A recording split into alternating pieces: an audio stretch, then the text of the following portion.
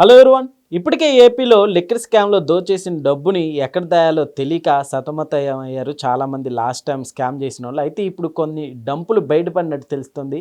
So ఆ డంపులు ఎక్కడున్నాయి, so ఎక్కడ ఏంటి డిస్కస్ చేద్దాం. ప్రస్తుతం మనతో పొలిటికల్ అనలిస్ట్ సిఎస్ రావు ఉన్నారు, వెల్కమ్ చెప్దాం. Hello sir. హలో. ఏంటి సార్ ఈ డంపులు మళ్ళీ ఇష్యూలోకి వచ్చాయి? ఇప్పుడు లిక్కర్ స్కామ్లో సంపాదించినటువంటి డబ్బులు ఎక్కడెక్కడ ఎవరెవరి దగ్గర ఉన్నాయి, అంతిమ లబ్ధిదారులు ఎవరు అనేది తేల్చేటువంటి పనిలో సిట్ అధికారులు ఉన్నారు. సిట్ ఇప్పుడు ఏం చేసింది, చెవిరెడ్డి భాస్కర్ రెడ్డికి సంబంధించినటువంటి డబ్బులు చెవిరెడ్డి భాస్కర్ రెడ్డి తీసుకొచ్చాడు. ఈ చెవిరెడ్డి భాస్కర్ రెడ్డి ఎన్నికల్లో మొత్తం పంపిణీ చేశాడు. దానికి మోహిత్ రెడ్డి కార్ని, ఆయన తుడా చైర్మన్గా ఉన్నాడు కాబట్టి చైర్మన్గా ఉన్నారు కాబట్టి ఆయన కారును ఉపయోగించారు. కారుతో పాటు ఆయనకు ఉన్నటువంటి పిఎల్ని అలాగే అనుచరులను ఉపయోగించారు అనేది తేల్చింది సిట్. అయితే ఈ డబ్బు తరలించినటువంటి డబ్బు ఎక్కడి నుంచి ఎక్కడికి వెళ్ళింది అనేది గూగుల్ టేక్అవుట్ ద్వారా, తర్వాత సాంకేతిక పరిజ్ఞానం ద్వారా, టవర్ల సిగ్నల్స్ ద్వారా ఐడెంటిఫై చేశారు. ఐడెంటిఫై చేసి ఎక్కడ ఎవరికి ఎంత వెళ్ళింది అనేది వీళ్ళు తేల్చాలి కదా. ఇప్పుడు ఆల్రెడీ ఒంగోలు దగ్గరికి వెళ్ళింది ఆ విచారణ. ఇప్పుడు ఒంగోలు దగ్గర విచారణ ఉంది. సిట్ అధికారులు ఎక్కడి వరకు తీసుకెళ్ళారంటే హైదరాబాద్ నుంచి విజయవాడ మీదుగా ఒంగోలు వరకు తీసుకెళ్లారు విచారణని. ఓకే. ఇప్పుడు ఒంగోలు దగ్గర విచారణ ఆగి ఉంది. అంటే ఈయన తీసుకెళ్ళినటువంటి 8 కోట్ల రూపాయల్లో ఎక్కడెక్కడ ఎంత ఇచ్చారనే దాని మీద ఇప్పుడు బయటపడాలి. ఇప్పుడు ఒంగోలు దగ్గరికి విచారణ వెళ్ళారు. డబ్బులు తీసుకుంది కన్ఫర్మ్ అయింది. లారీల్లో అక్కడ ఆ టోల్ ప్లాజా దగ్గర ఐడెంటిఫై చేశారు. మరి ఆ డబ్బులు ఎవరికి ఇచ్చారు ఇది తేలాలి. ఇప్పుడు దీంతో ఒంగోలు మీద కాన్సన్ట్రేషన్ చేసింది సిట్. కాన్సన్ట్రేషన్ చేసినప్పుడు ఒంగోలు కాన్స్టిట్యున్సీలో ఒంగోలు పార్లమెంట్లో పరిధిలో పోటీ చేసింది ఎవరు? వైఎస్ఆర్ కాంగ్రెస్ పార్టీ నుంచి చెవిరెడ్డి భాస్కర్ రెడ్డి గారు పోటీ చేశారు మొన్న ఎలక్షన్లో, 2024 ఎలక్షన్లో. సో దాంతో ఆయన ఎవరెవరికి ఇస్తారు డబ్బులు? ఆయన పార్లమెంటు పరిధిలో ఉండేటువంటి పోటీ చేసిన వైఎస్ఆర్ కాంగ్రెస్ పార్టీ అభ్యర్థులు కొంతమందికి, అలాగే ఆ పక్క నియోజకవర్గంలో ఏదన్నా ఎస్సీ కాన్స్టిట్యున్సీలో సర్దాలి అని అనుకుంటే అక్కడ సర్దుతారు అనేది వైఎస్ఆర్ కాంగ్రెస్ పార్టీ వాళ్ళలో జరుగుతున్న చర్చ. అలాగే సిట్ కూడా అనుమానిస్తుంది.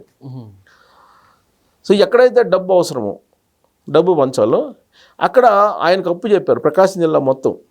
యాక్చువల్గా అక్కడ విజయసాయిరెడ్డి గారు చూడాలి. ఎందుకంటే అప్పుడు ఆయన విజయసాయిరెడ్డి గారు కోఆర్డినేటర్గా ఉన్నారు. కానీ ఆయన్ని నెల్లూరు పార్లమెంట్లో పోటీ చేయడానికి పంపించేశారు. దాంతో మొత్తం ఒంగోలు బాధ్యతలు చెవిరెడ్డి భాస్కర్ రెడ్డి గారికి అప్పచెప్పారు. ఒంగోలు మీన్స్ ఒంగోలు పార్లమెంటే కాదు, ప్రకాశం జిల్లా మొత్తం కూడా ఆయనకి అప్పచెప్పారు. అక్కడ బాలినేని శ్రీనివాసరెడ్డి ఉన్నప్పటికి కూడా బాలినేని శ్రీనివాసరెడ్డి గారిని పక్కన పెట్టేశారు అప్పటికే. యాక్చువల్గా బాలినేని శ్రీనివాసరెడ్డి వైఎస్ఆర్ కాంగ్రెస్ పార్టీ ప్రకాశం జిల్లా అధ్యక్షుడు. ఆయన ప్రకాశం జిల్లా రాజకీయాలన్నింటినీ చూసేవాళ్ళు. ఆయన ఆధ్వర్యంలో ఉన్నంతకాలం పార్టీ కొంత బెనిఫిట్ పొందుతూ వచ్చింది రాజకీయంగా. కానీ ఎప్పుడైతే ఆయన పక్కన పెట్టేసి ఆ ప్లేస్లో చెవిరెడ్డి భాస్కర్ రెడ్డికి అప్పచెప్పేశారో ఆ రోజు నుంచి ఆ పార్టీకి ప్రకాశం జిల్లాలో కౌంట్ డౌన్ స్టార్ట్ అయింది. సో చెవిరెడ్డి భాస్కర్ రెడ్డి ఎంటర్ అయ్యాడు. చెవిరెడ్డి భాస్కర్ రెడ్డి ఎంటర్ అయ్యి ఏం చేశారు, ఆయన డబ్బులు పంచడం మొదలుపెట్టారు. తర్వాత హోమ్ అప్లయన్సెస్ అంటే ఫ్రిడ్జ్లు, కుక్కర్లు, వీటన్నిటిని కొన్ని లారీలు తోలి పంచారు. అలాగే క్రికెట్ కిట్లు ఇవన్నీ పంచారని చెప్పి అప్పుడు ఎలక్షన్ సందర్భంగా వచ్చినటువంటి న్యూస్.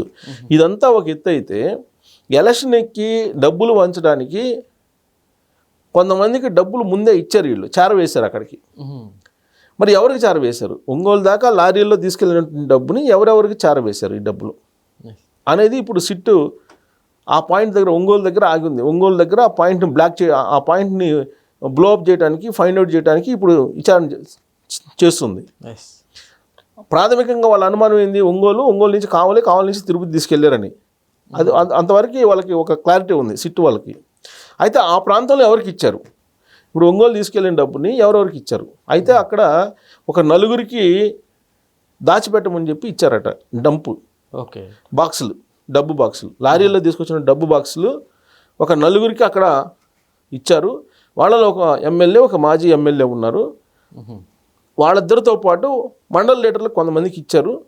ఒక 5 కోట్లు అలా ఇచ్చారు మండల లీడర్లకి.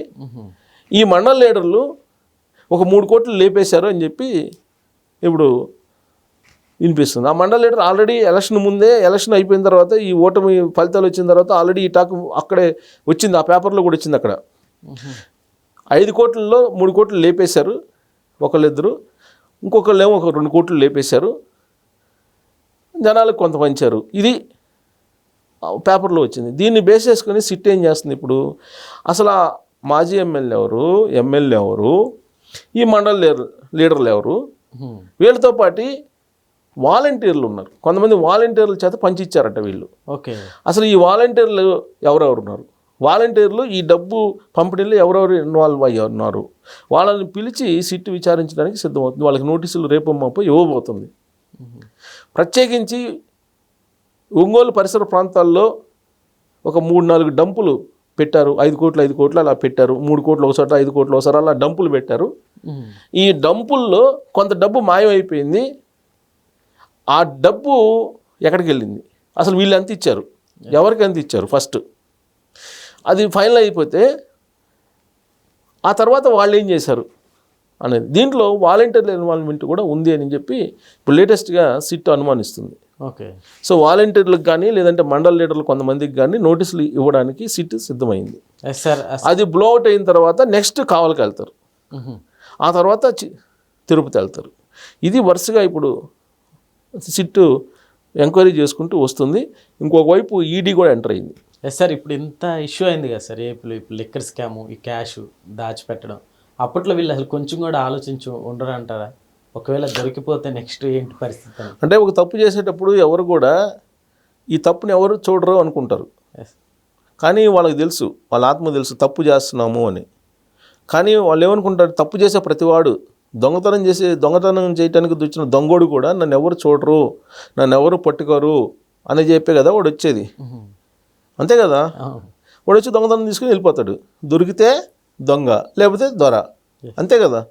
సో అలానే ఒక తప్పు చేయడానికి వెళ్ళినోడికి నన్ను ఎవరు చూడలేదు అనుకుంటాడు వాడు.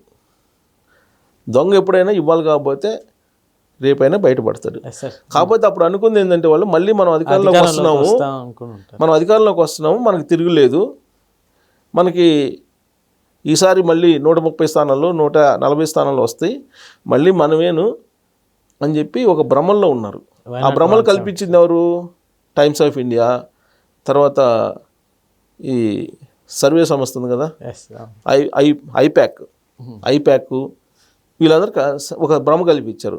అలాగే మండల లీడర్లు కొంతమంది వీళ్ళందరూ ఏంటంటే డబ్బు కోసం ఒక భ్రమ కల్పించారు, మనం గెలుస్తామని చెప్పి. గ్రౌండ్ లెవెల్ సిచ్యువేషన్ చెప్పకుండా, చెప్పినా వినే పరిస్థితి లేదు కాబట్టి వాళ్ళు చెప్పకుండా మనం ఏదో తీసుకునే డబ్బులు తీసుకుందామని చెప్పేసి ఆ మండల లీడర్లు తలా 1 కోటో 2 కోట్లో 3 కోట్లో తీసుకొని కొంతమంది పబ్బం గడిపేశారు. సో ఇప్పుడు ఇరుక్కుంటున్నారు. ఇప్పుడు ఒంగోలు పరిసర ప్రాంతంలో ఉండేటువంటి కొంతమంది మండల లీడర్లు వ్యవహారం, వాళ్ళకి నోటీసులు ఇవ్వబోతున్నారు. వాళ్ళకి నోటీసులు ఇస్తే కానీ ఈ మొత్తం చెవిరెడ్డి భాస్కర్ రెడ్డి, అలాగే ఆయన కుమారుడు మోహిత్ రెడ్డి, వాళ్ళ అనుచరులు ఎవరెవరికి ఎంత డబ్బు ఇచ్చారనేది బయట. Okay sir, thank you.